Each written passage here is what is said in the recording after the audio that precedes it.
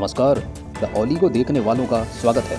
मशहूर गायक जुबीन गर्ग, जो असम की पहचान और संस्कृति के प्रतीक माने जाते हैं, उन्होंने साफ कहा था सीएए यानी सिटीजन अमेंडमेंट एक्ट 2019 असम की सांस्कृतिक और भाषाई पहचान को खतरा पहुंच सकता है। उन्होंने कहा, असम की जनता इस कानून को कभी स्वीकार नहीं करेगी। जुबीन गर्ग का मानना था कि सीएए से असम में बाहरी लोगों की एंट्री को वैध कर दिया जाएगा। इससे असम संस्कृति, असमिया भाषा और स्थानीय पहचान कमजोर हो सकती है। उन्होंने कई मंचों से जनता से अपील की, प्रदर्शन करो लेकिन बिना हिंसा के। सीएए को क्यों कहा गया भेदभावपूर्ण?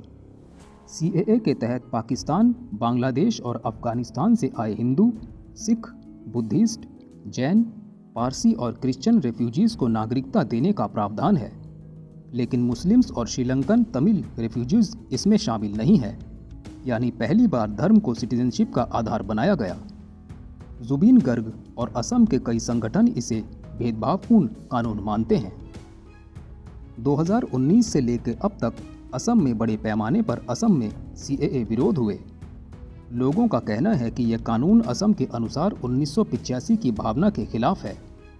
उसमें कहा गया था कि 1971 के बाद आए विदेशी प्रवासियों को हटाया जाएगा, लेकिन अब सीएए उन्हें नागरिकता देकर इलीगल माइग्रेंट्स को लीगल बना देता है।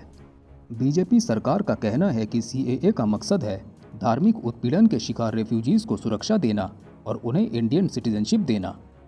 लेकिन विपक्ष का आरोप है कि असम में लाखों लोगों को डिटेंशन कैंप में डाला गया और बहुत से लोगों को उनकी नेशनलिटी साबित करने में मुश्किल आई।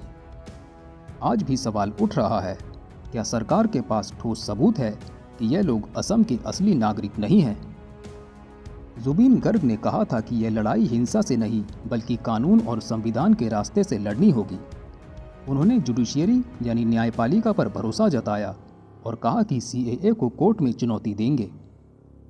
उन्होंने साफ कहा, असम की भूमि पर धार्मिक विभाजन की कोई जगह नहीं है। सीएए का मुद्दा सिर्फ राजनीति नहीं बल्कि असम की पहचान, संस्कृति और नागरिकता अधिकार का सवाल है। जुबीन गर्ग की आवाज़ ने लाखों लोगों को प्रोटेस्ट में जोड़ा, लेकिन यह लड़ाई अभी भी जारी है। आपका इस मुद्दे पर क्या विचार है? क्या आपको लगता है कि सीएए कानून सही है या असम की पहचान के लिए खतरा? कमेंट बॉक्स में अपनी राय जरूर दें। आपका कीमती समय देने के लिए धन्यवाद।